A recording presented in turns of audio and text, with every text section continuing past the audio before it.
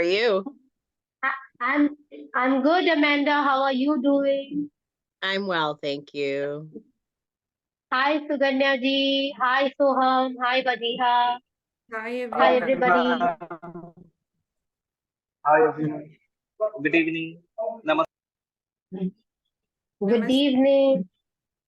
Wajiha, am I pronouncing your name correctly? Hello everyone. Hello Amanda. Yes, you're pronouncing it correctly. Thank you. Wonderful.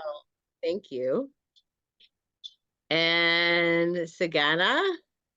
Yes. Am I saying that wrong? Am I? Suganya. Suganya. Thank you. That's completely fine. We all are from different backgrounds, different countries. So our accents are all different. But Yeah. as far as we are connecting with our souls and with the same goal, I think that's all that matters. You're very right. Thank And you. all the credit, and I believe all the credit goes to G100, this network, our Momita ma'am's efforts. Sorry, I am in a conference, that's why I kept my video off. So I'm Well, just that's okay. That's okay.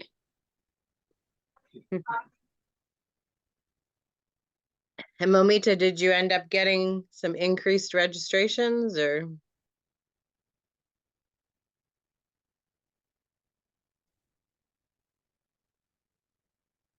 ma'am, you're- I think we have couple more registrations and registered candidates as well. But we're just waiting for a few minutes because it's not 8 actually. Oh, yeah. I just wondered how many people were registered. Oh, okay, the number. Momita ma'am can say the exact number.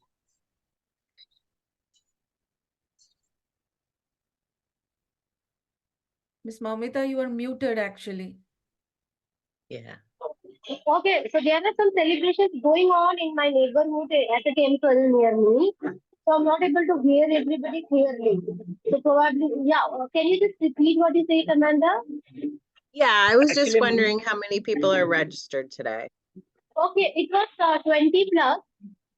Though the number was less, but the people were really, interested to join because we did a lot of from our end, make sure that most people register. But I do not know how many are joining. We'll start in 5 minutes. Let's see, because I'm able to clear also, and I'm also checking out on the people who have registered, and I'm trying to connect with them through text. Yeah, and so just a reminder, I think it's really great that we have the recording.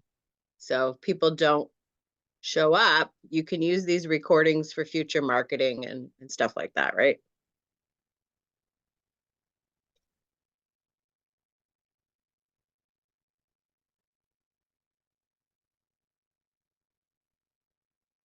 Can we start? ma'am, I think we should start.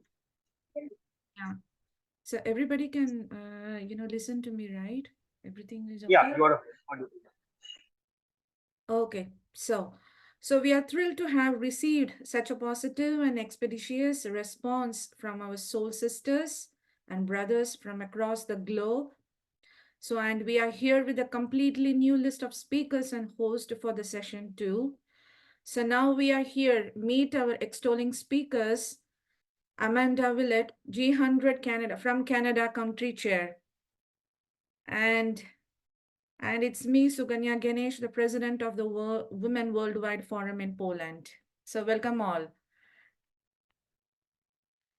So ladies and gentlemen, distinguished guests and esteemed global leaders, welcome to the Empowerment Summit, a global dialogue on human rights and dignity. We are honored to have each one of you here today. So welcome. Congratulations, everyone. And yes. So now we are here, Miss Amanda. Welcome, Amanda Willett. Welcome, Suganya. And yes, ladies and gentlemen, and distinguished guests and esteemed global leaders, welcome to this Empowerment Summit. I am honored today to be co-hosting with Suganya this global dialogue on human rights and dignity. And we truly are honored to have each one of you here today. So now I'm going to introduce about Amanda Willett. Amanda Willett is the visionary leader for the nonprofit organization Rituals for Recovery and the G100 Canada Country Chair for Human Rights and Dignity. Known for her contagious enthusiasm, bold vision, and big heart, Amanda Willett is pioneering a movement to end gender-based violence and build a more trauma-informed world. Her commitment to giving a voice to survivors of gender-based violence led her to compile and publish Speak Out and help her recover, marking the first step in her transformative mission. She is the recipient for numerous personal awards, and most recently, she was featured as a change maker in the 2022 International Coffee Table book, Who's Who of the World. Congratulations, Miss Amanda.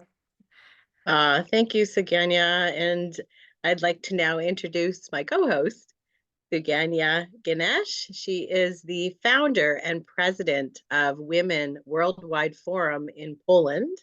She is an activist and a cultural enthusiast. And Suganya Ganesh is really a dynamic force at the intersection of leadership, activism, and cultural enrichment.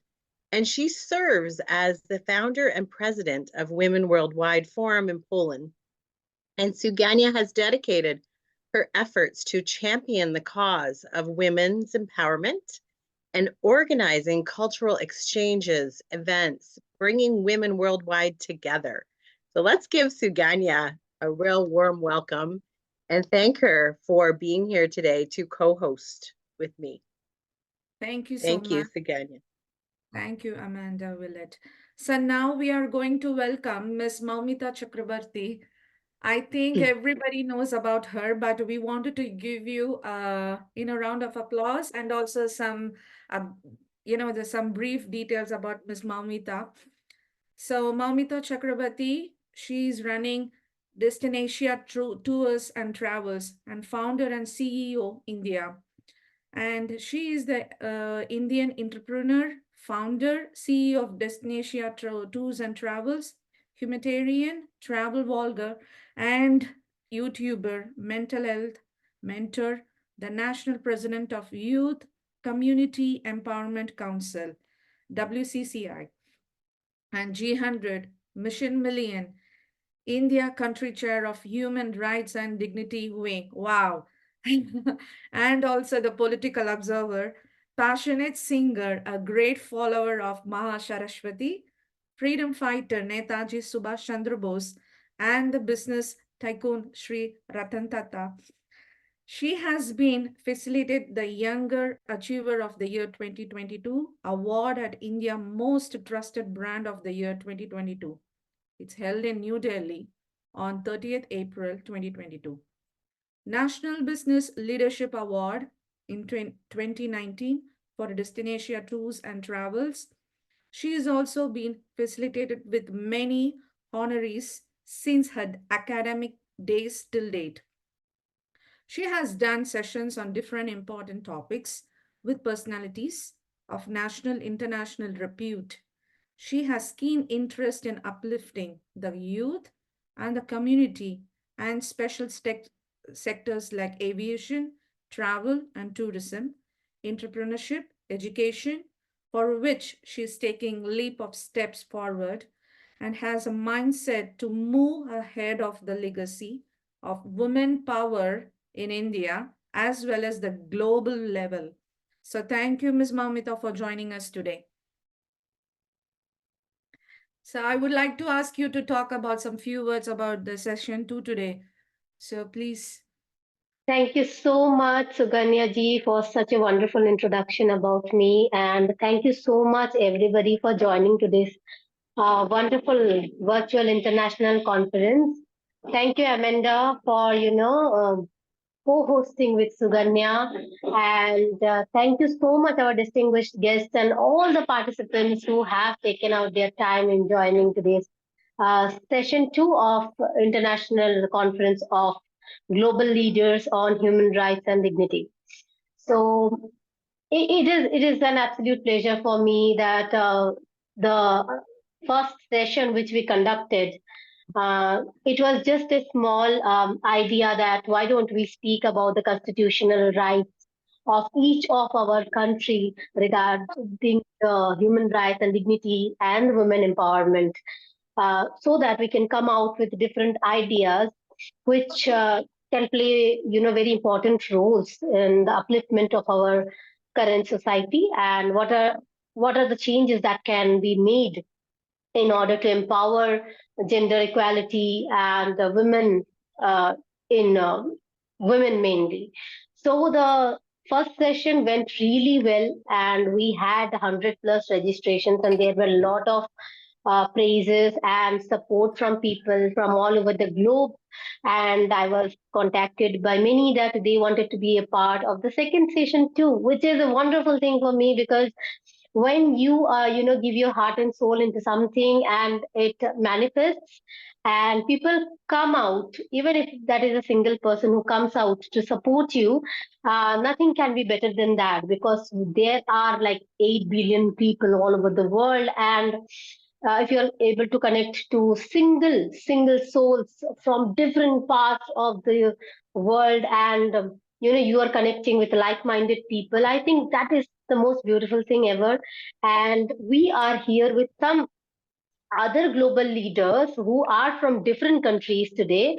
The last time we had dignitaries from Nigeria, uh, Morocco, then we had from Mexico, and it was from India. This time we have speakers, hosts, and dignified guests from which locations? Poland. We have from France. We have from Canada. We have guests from uh, Wajiha from Uganda. Afghanistan. Yes, Afghanistan. And there are a lot of people joining us from other parts of the world as well. So it's an absolute honor for me for, and I thank each one of you from the bottom of my heart for joining today's session. And now I would, convey my regards to Amanda and Suganya, and over to you guys. Thank you so much. Thank you so much. I'm going to do my best to introduce our esteemed speakers today. We have with us Wajiha Timori from Afghanistan, and she is the country chair for human rights and dignity in Afghanistan. We have Saida, please help me, Saida Agrebi. She is the G100 France country chair for human rights and dignity. And we also have Kaitesi Faith from Uganda. She is the G100 Uganda country chair for human rights and dignity. And we're lucky to have someone here from our Denim Club of India. We have Soham Banerjee, and he is the country advisor member for the Human Rights and Dignity Denim Club in India. So welcome everybody. So glad that you're here. We're going to start off with Wajiha Timori. Would you please introduce yourself to everyone here today? Hello, everyone. Can you hear me? Yes. Yes. Thank you, Amanda. Thank you, everyone, for having me here today. So thank you for your warm introduction as well. I would like to just briefly introduce myself. My name is Wajiha Timori. I am currently the country chair for Afghanistan for Human Rights and Dignity. Besides that, I am the managing partner for International Development Professional Solutions. I'm currently based in Germany. And I'm also working as country chair for education with IIU, which is an online platform in India. I am basically a lawyer.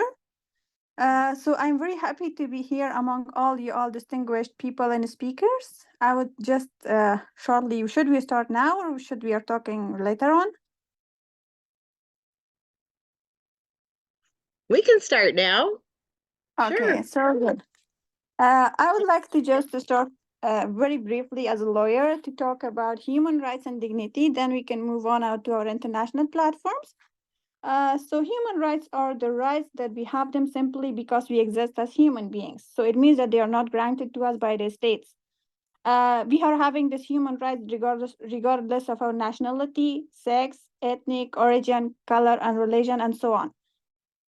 We are having also one document, which is the UDHR, or the Universal Declaration of Human Rights, which is the first legal document which is adopted by United Nations General Assembly for regulating the human rights, and it's also for protection of the human rights that we are having. This document was adopted in 1948. It means that by now, 2024, this document has the history of 75 years. And we can say that it put the foundation of all the human rights that university we are using that one. Besides that one, so we are having also the European Union Charter of Human Rights. It's talking about the dignity. So this document is providing that human dignity is inviolable and it must be respected and protected. So like briefly, this was a very general introduction from legal perspective of human rights and dignity. Moving forward, as I'm representing Afghanistan in this international platform, I should say that human rights in Afghanistan is in a state of collapse. It means that we are witness of erosion of the basic rights that people should have it. Basically, one of the things is that humanity is entirely denied in Afghanistan. We are witness of the publicly exclusion and flogging of the people.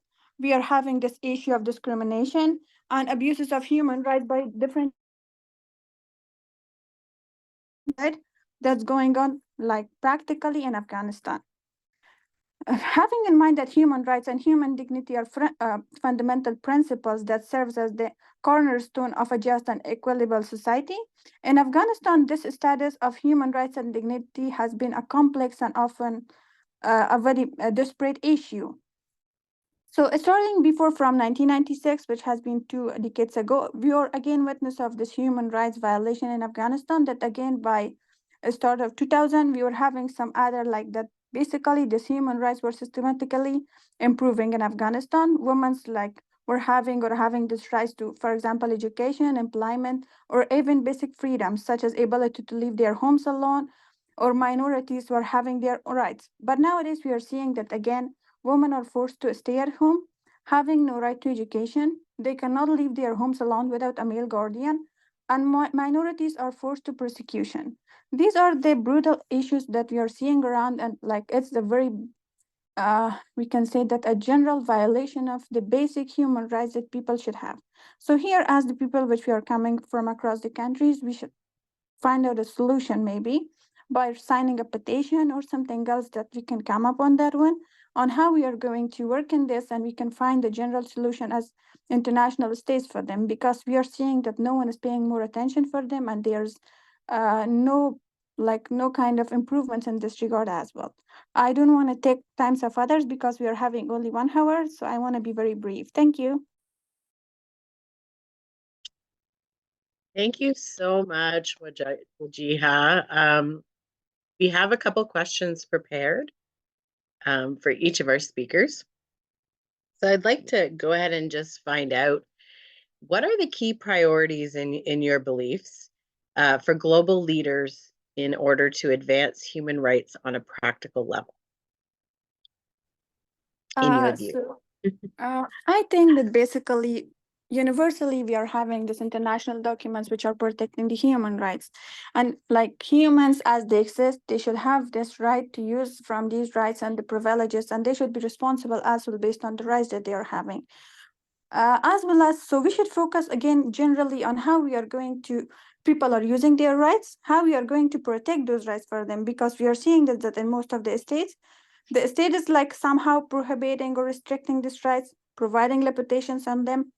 So the main, I think the responsibility and duty of a global leader should be on how we are going to provide people this awareness that they should know themselves, how they are going to use their rights, how they should know their rights, and they should know the meaning of that one. So there should not be any restriction by any other party on them, and like they should be like slaves that just to obey something without knowing it, like blindly following the rules.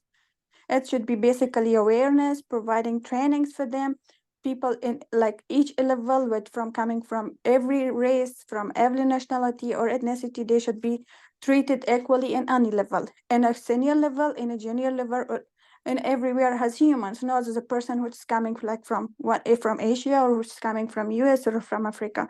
There should not be any kind of restrictions, because we are seeing these things around. Like for example, in Europe, we can see that when there are immigrants from different states, we are having these categories. Okay, so this refugee is from the first category refugees states, we should provide them more privileges, while the other person which is coming with the same problem, they are having a dual reaction with them. So it's something unfair that we should find out. Okay, so these are the general rights.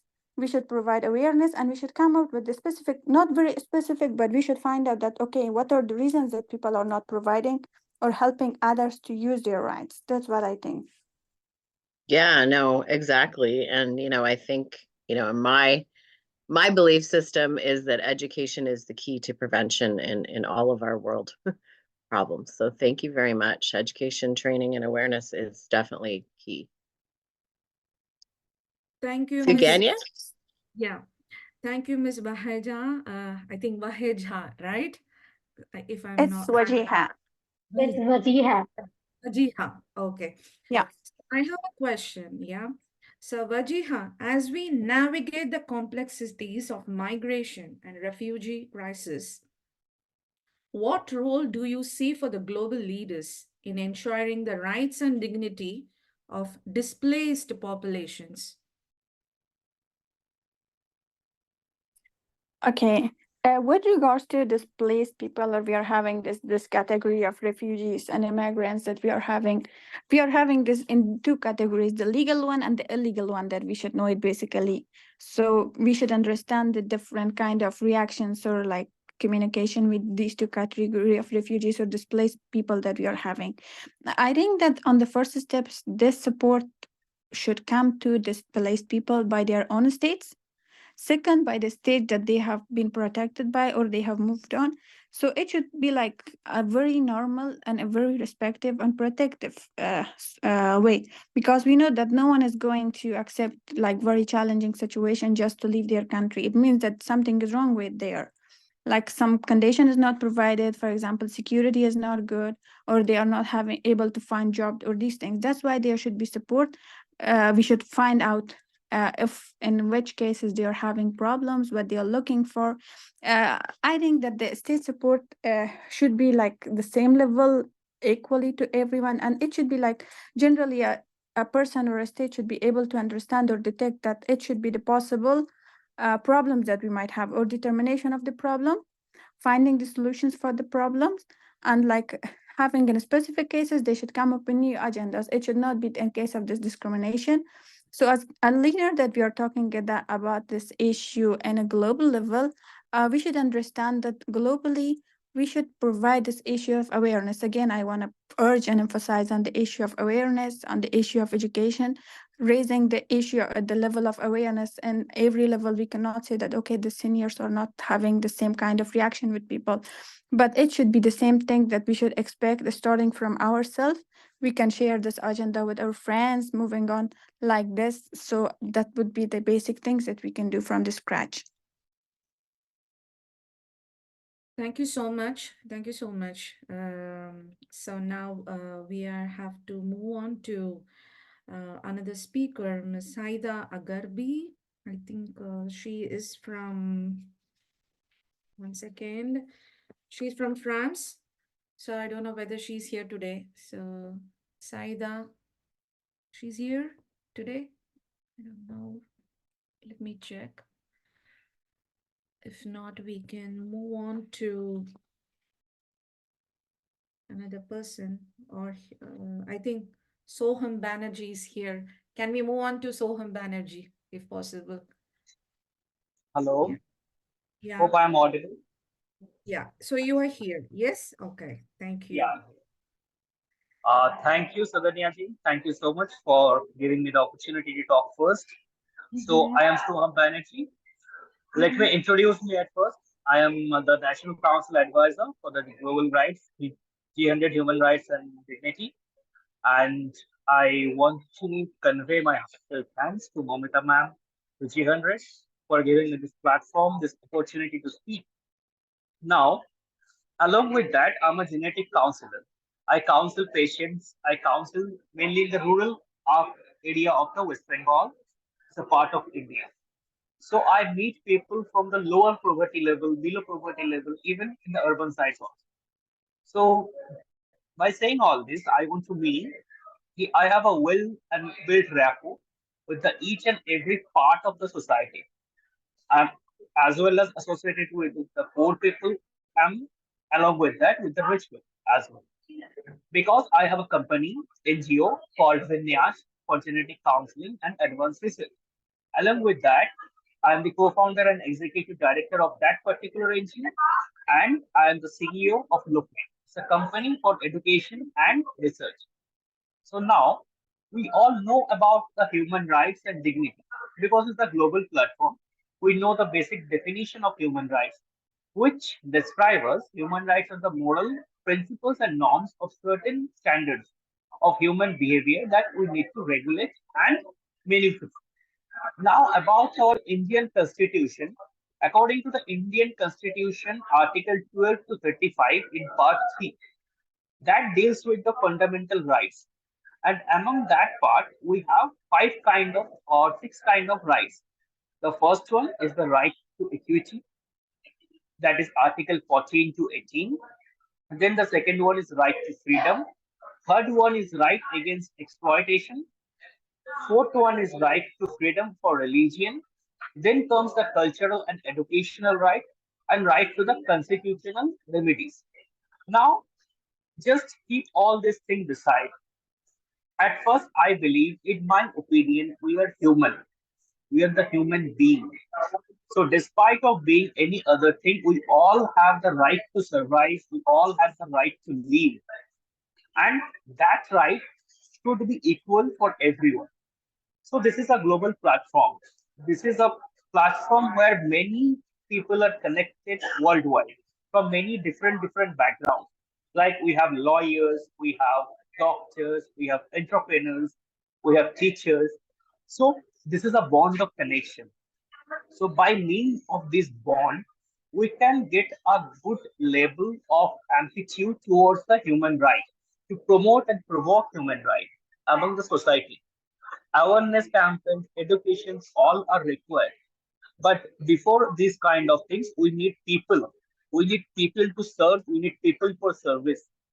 So my agenda and my opinion about today's meeting is we need more and more members into our society, into our state, country, and global level, so that we can reach to each and every human, to each and every home where there is a need.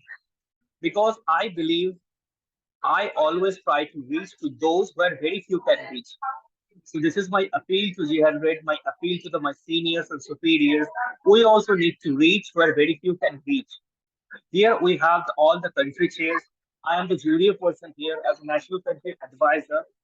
I am just requesting you all to build a bridge which can eliminate every kind of gaps among the society. So that's all. That's I have to say. I'm open for questions. Thank you. Mhm. Thank you, Thank Ms. you. So now, go ahead.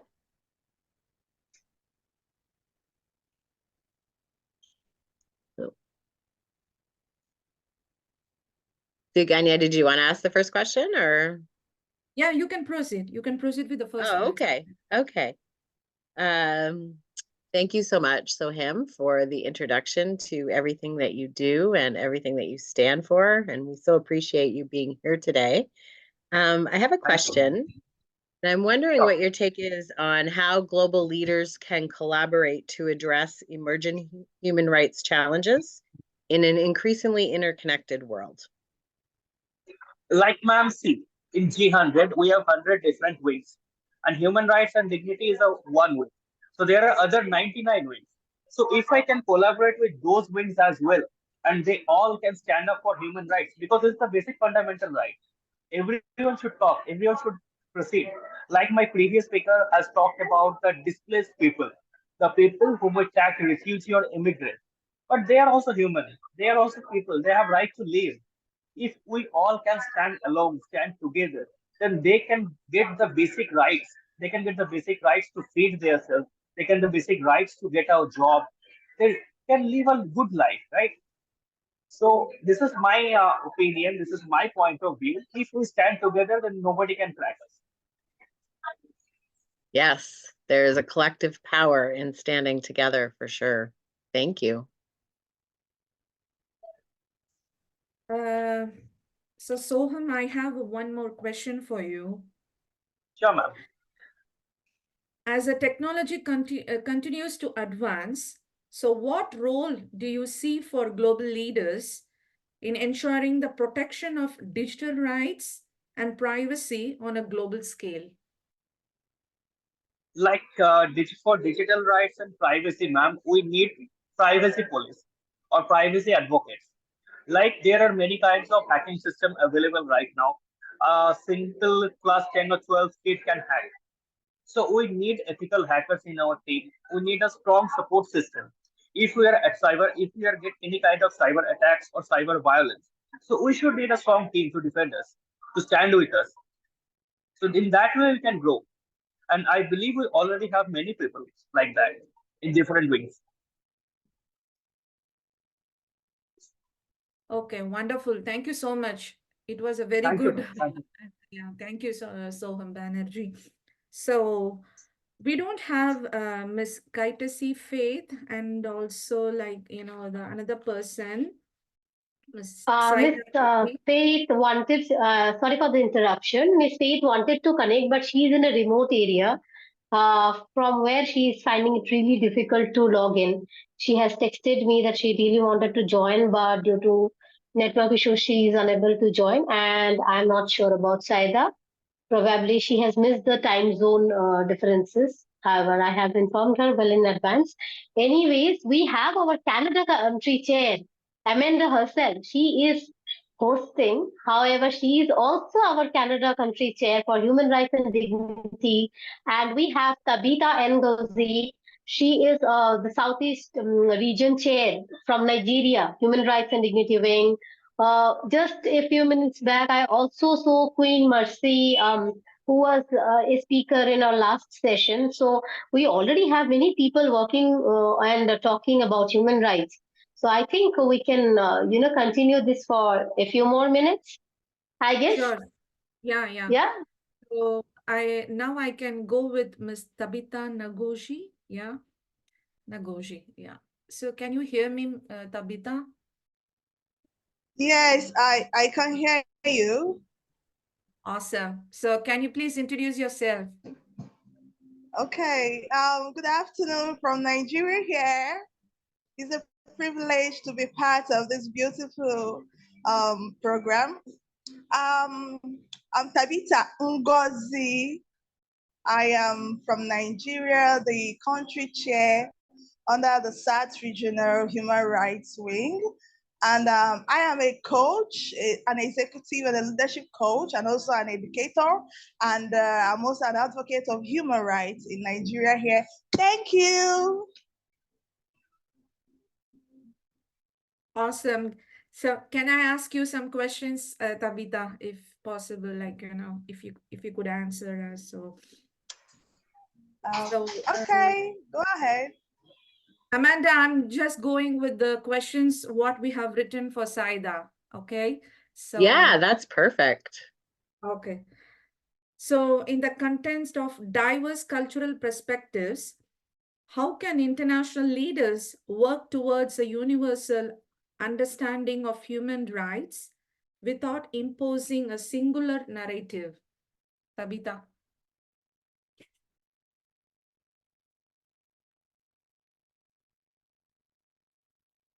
I think she's frozen. She might be having Okay. internet issues.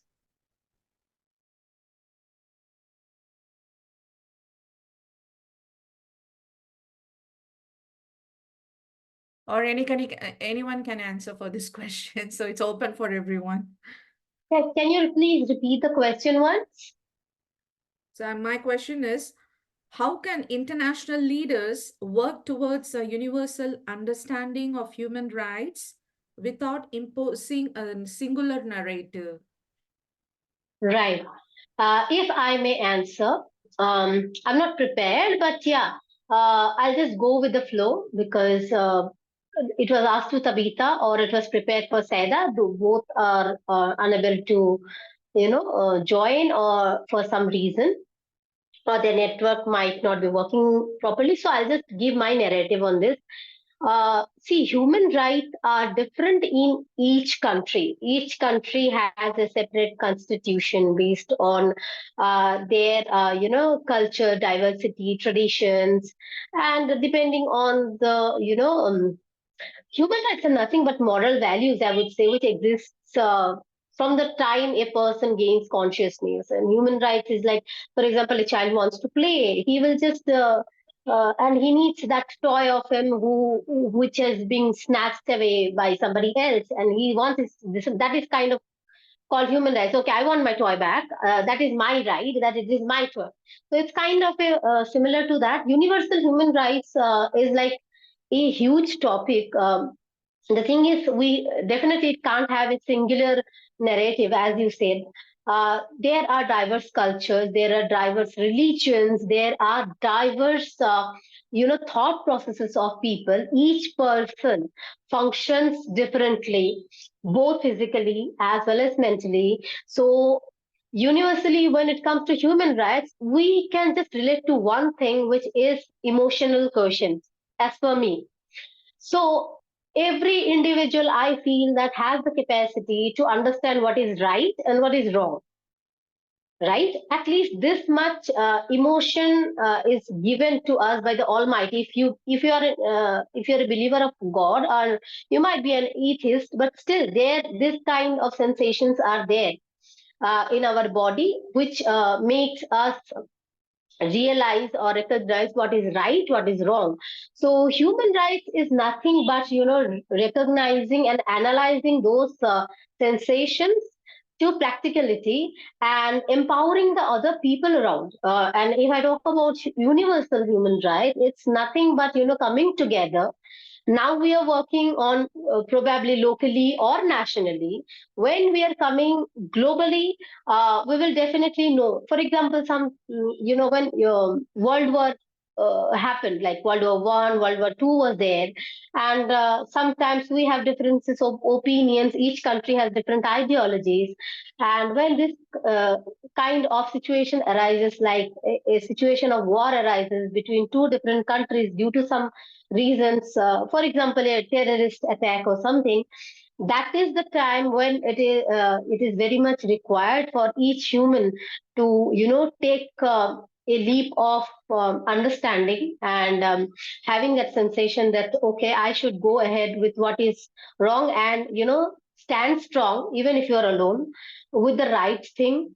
And in that case, if, as I said in the beginning itself of my introduction, that if we come, even if we receive a single support from a single person who is staying somewhere on the other part of the world, okay, but yeah, we share like minded ideologies. In that case, I think slowly we can make our perspective visible to the world through this social media, which has made it very easy for us to communicate and connect with each other. And in that way, universal human rights can be discussed, and we can come up with various ideas which can, give a better perspective and a global gender equality and unity amongst all the nations. Thank you. Awesome. Would you mind if I give my views about this? Absolutely. You're most welcome. Yeah, I'm state president of Delhi, India. Human rights basically is an inherent, to all human beings. Basically, it is something which is a right of every human who has taken birth in this universe, regardless of race and sex. You all know that, right? Human rights, basically, very, very important thing that is, included in the human rights is the right to freedom, freedom of speech, one, right to education, right to expression, okay, and right to life, right to having a good meal every day, and right to work. These are so many, very important, universal. This is going to be a universal throughout all nooks and corners of the universe. Each and every individual has a right to speak, right to have the freedom and live, right to live with dignity, in fact. So for that, we all can work together, in fact. So thank you very much for giving me this opportunity. That was absolutely wonderful, wonderful. Yes.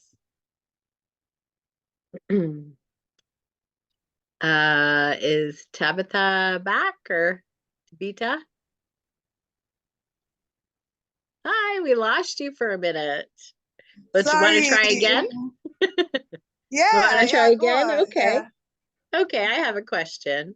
Okay. In the pursuit of gender equality, what actions should global leaders take to dismantle systemic barriers and promote inclusivity in decision-making processes at an international level? Okay, thank you very much for that wonderful question. When we You're talk welcome. about gender, yeah, thank you. Sorry, I lost, there was a network breach. So when we talk about network inequality, gender inequality, we are talking about the importance of creating awareness where women can be valued in the society. Women, for example, in Nigeria, by the current political agenda from our new president, he kind of promised that women will be included in his regime, which gave women a whole lot of joy, because many a times we have human rights where we have freedom of speech, but we don't practicalize it. We have freedom of education, but we are always demarginalized because of traditional gap and societal gap, and also other menace from the society. But with the little awareness creating in Nigeria by some other local NGOs and from other personal entrepreneurs and human rights advocates, we are gradually trying to make sure that women are being entitled to their rights, not just in words, but in practicals as well. For example, women having right to education.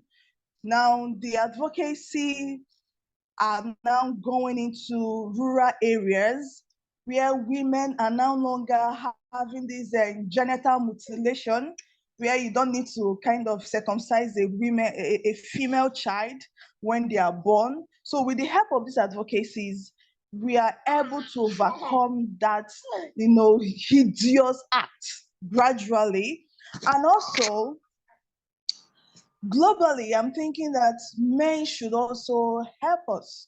We should involve, men should also, come into this awareness to support and encourage the women and also advocate for their rights. Now, another thing that Nigeria is gradually doing, and which I'm happy to be a part of this movement, is that when it comes to politics, for example, women are gradually falling in line. Women are gaining leadership skills that is allowing them to, be part of the political system and decision-making space. Now, for example, in the rural environment, where they say there should be no women leadership, and it's just all about the men, by the help of our advocacy and awareness, we are able to carry out this advocacy and training to these local women, teaching them their rights, telling them what their right needs to be done, or telling them what their right is all about, creating a little, environment where they can actually air their views. And with the help of this, we are we also created what we call the Women Leadership Academy, where these women are trained locally, giving them the voice they need, and now making them be part of the political system. Now, when it comes to the political system, whereby the traditional rulers, they want to they want to for example, they are going to politics, it's a political time, they want to bring out candidates that will represent constituencies and all that, then women have the right to apply. The women have the right to apply for a particular position. And all the women around there support these women and actually make them to win these positions. So it's a very good thing, because if women are in the political system, it will help us to reduce this gender inequalities, number one. And number two, it will create a voice for the women. And also it will increase women entitlement, both to participation of politics, health, dignity, and also equal wage. Also, there's this thing in Nigeria where they say women don't talk about land, they don't participate in land issue, you don't have the right to buy a land or to own a land. It's just the men alone. It is really a hideous act to me, and that menace created by these traditional rules and regulation. With the advocacy going on right now in Nigeria, women are now entitled to this right. You can own a land, buy a land by yourself, by your name, and actually participate in whatever issues that come out from it. So we should actually come together to create more awareness. Women should also, try to speak out. You don't need to be silenced or try to hide your voice because of societal discrepancies, and try to hide because you don't, if you say this, you don't know what the society will take you for and all those things, but with what is going on now, with the advocacy, with the help of G100, and with help of so many awareness and advocacy programs, women are now a voice. You can come and speak. It doesn't matter how you're saying it, but just speak it. Keep saying it. The word is hearing. People are hearing it. Before we know it, we are going to achieve a lot. So thank you very much. And thank you for participating, for coming up to this program. Thank you, Mamita. Thank you, everybody. Thank you. Have a beautiful day. Sabita, like every time, I'll just take like 1 minute from Amanda and Suganya to just thank Sabita. She is a wonderful soul. She is a wonderful soul. Every time we have something coming up, she is always there to join. She's always there to support. She's always there to share it with people, whether it is her program or whether it is somebody else's program. She's always there to support. So we need people like her in this world who are there to always, always like people like them should be applauded, and their positivity is contagious. So thank you, Tabitha, so much for joining us today. Thank you. Sorry, my camera is not on. I'm with my baby. Yes, Sorry, we could see him. We could hear him that time. He was saying something. Yeah. Oh, yeah. That was so Thank cute. you. Thank you.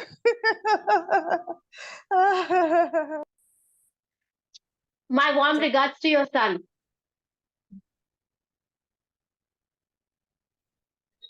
Thank you. Thank you. Thank you, Tabitha. Thank you so much. So now we are going to give like open questions for all. So my question will be like, I'm just taking the questions from what we prepare for Kaitesi Faith, Amanda. So I'm just going to ask the questions. Okay, so what are the strategies do you recommend for empowering marginalized communities and ensuring their voices are heard on the global stage in matters of human rights? open for all. So anybody wants to talk about it, please proceed.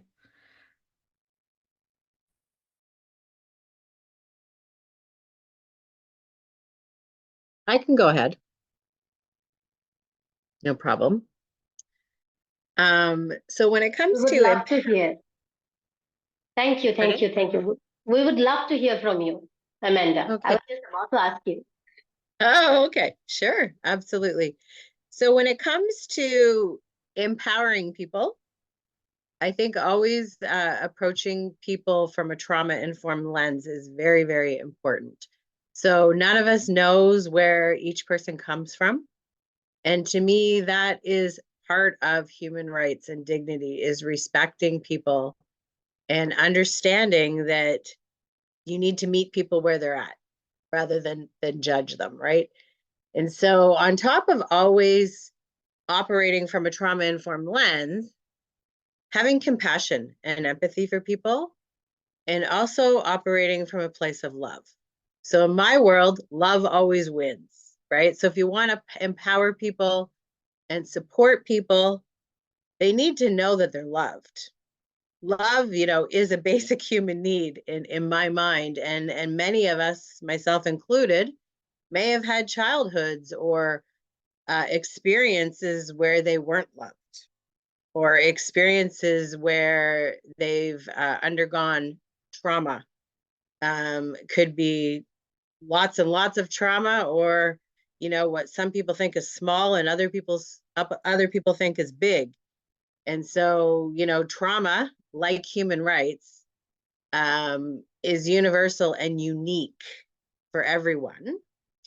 And so I really think, so one of the things that we touched on today is education, training, and awareness, which 100%, right? That is also a way to empower people to be their own advocates, right? So in life, we need to advocate for our health. We need to advocate for our freedom.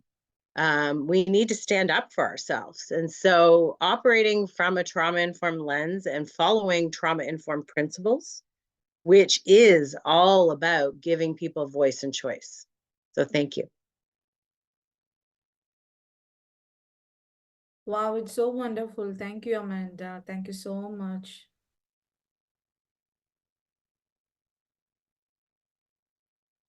So now what we will go for final questions more- for, yeah.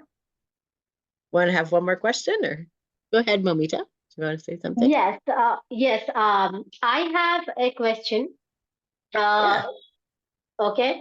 For example, as you speak, you spoke about everybody needs to be loved, just like human rights. So, and childhood plays a pivotal role in making your personality. And I think you are the founder of Rituals of Recovery. So, do you speak on mental health as well? Yeah, so absolutely. So a lot of the speaking that I do surrounds mental health, and I have a certificate in mental health leadership in the workplace. I went to Queen's University to get that. And so really, my mission is about building a more trauma-informed world. And so one of the other issues that I'm very passionate about and advocate for is ending gender-based violence. So having more equality and human rights, supporting women. When we look at, mental health, in order to understand mental health, you have to understand trauma. And Absolutely. so you have to through a trauma-informed lens, you need to know how to become trauma responsive. And so my organization helps organizations, workplaces, and people and leaders to become trauma responsive. That's wonderful. Why I ask you that question is because it is related to human rights, I guess. Uh, as per the Constitution of India, if I talk about, because I do not know about the Constitution of other countries, however, I have heard it from different speakers like you from across the world. But do you feel, I am asking this question to everybody, including you, that do you feel Okay. that mental health should also be included in the constitution of our countries, because this has become a very important topic these days. Uh, because we do not have any rules or right as mental health right. We have right to freedom of expression. We have right to freedom of religion, right to freedom of speech, but we do not have right to express certain things, for example, in social media, and we get trolled very badly. So, do you think there should be a right which should, be there for people who are fighting, be it a child or an adult or a person of a higher age too, uh, so that they get this opportunity to share what is going on within them without getting judged? Yeah, so I'll just answer, and then anybody else who wants to answer can as well.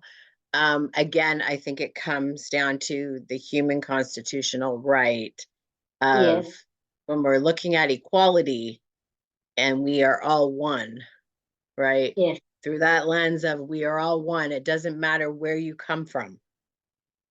We are all human beings. absolutely. And so when you're looking at mental health, it's kind of two-pronged. So here in Canada, one of the biggest issues we have is access to mental health care. So, and same within the US. I don't know if there's anybody on the call from the US, but unless you have insurance, it is very, very hard to get healthcare access. And when you do get healthcare access for mental health issues, there are wait lists of like 5+ years. And so now these are the types of things that are causing bigger problems, increase in suicide, increase in, pharmaceutical industries going up because people are taking tons of medications. So like there's so many different issues that surround that. But, I think when you talk about people speaking out about their mental health, that's a fundamental right, freedom of speech, right? So it doesn't matter what you're talking about. Nobody should have the right to say that you can't share how you feel. Absolutely. Wonderful, wonderful. Thank you so much. You're welcome. Thank you so much. Anybody else have a comment on that?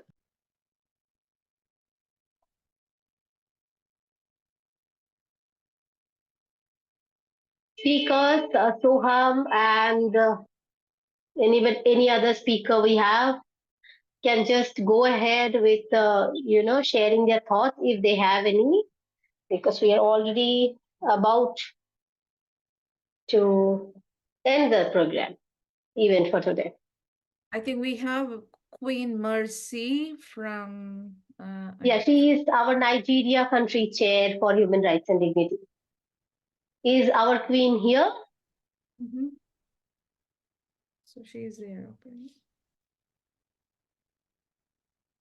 Hi, ma'am. Hello. So it's a wonderful event today. I hope the episode 3 will come soon.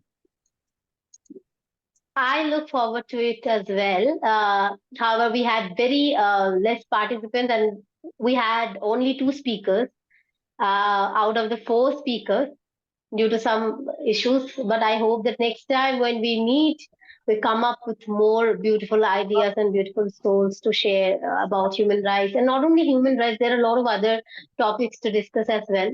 I thank each one of you for having your patience and Yeah, coming actually, forward. Yes. thank you. Actually, I have a suggestion. Instead of going on human rights, if we can collab with the other wings of G100. So Yeah, absolutely. human rights will host, and other wings will be there, so we can have a panel discussion rather than a topic-based discussion. Absolutely. We have here already Miss Suganya Ganesh ji, who is the founder and president of Women Worldwide Forum in Poland. So she is a very dignified lady, and she is here today as a co-host of Amanda, who is our Canada country chair.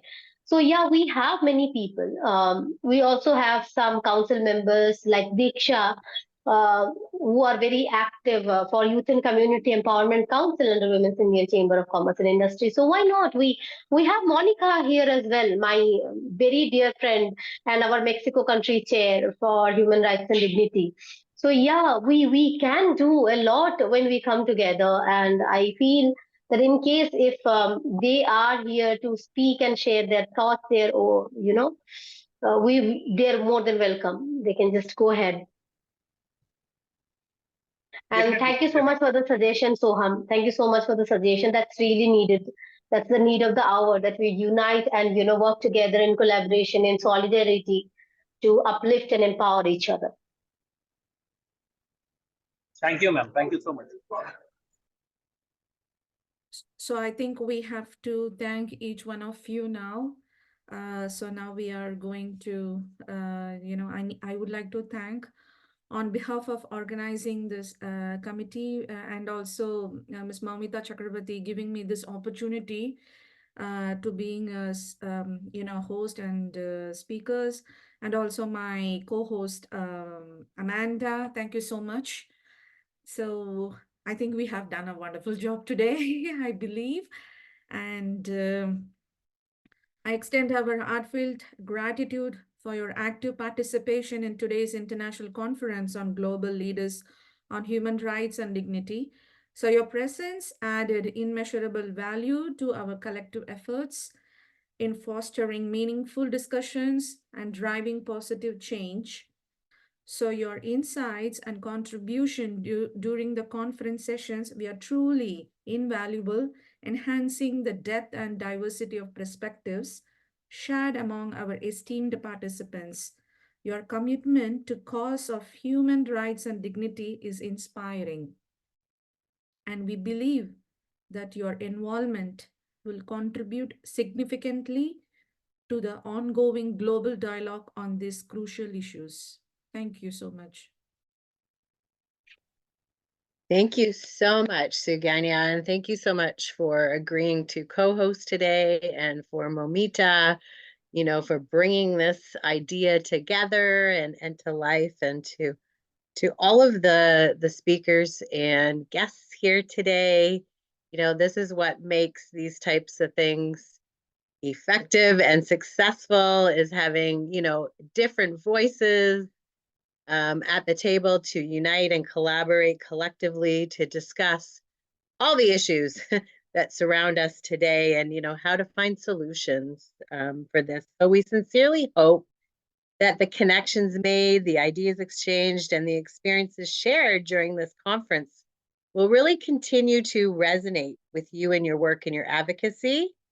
Your dedication to this cause is really commendable, and we are grateful to have individuals like you shaping the future of human rights on an international scale. And once again, we look forward to the continued collaboration and the impact that will undoubtedly result from the shared passion and commitment of leaders like yourself. So thank you. Thank you so much. Thank you, everyone. Thank you so much, Amanda and Suganya, for hosting this event so well. It went really well, and you both did a great job. And you were there all the time, preparing for it, and creating questions for the speakers. And it is wonderful to see you guys. Last time, Tabitha and Shilpi were the hosts, and they were wonderful as well. So I really appreciate your presence here, and thank you so much for coming forward and supporting me in this organizing this entire program and making it a successful one. Thank you so much, and everybody else also for joining. Thank you so much. Thank you, everyone, and advance happy Women's Day, International Women's Day from Poland. Happy Women's Day. Yes.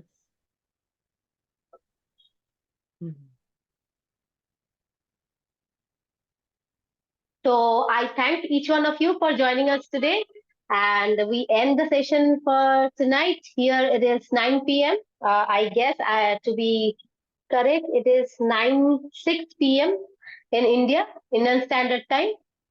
So I thank each one of you for joining us from the different parts of the world, and we look forward to see you once again in another event or webinar or even an offline program where we meet and collaborate with each other and bring out more topics to discuss and, empower each other. Thank you so much from India. Thank you. Thank you, everybody. Thank Bye-bye. you. Bye. Bye-bye. Bye-bye. Bye. Bye, Mr. Bye.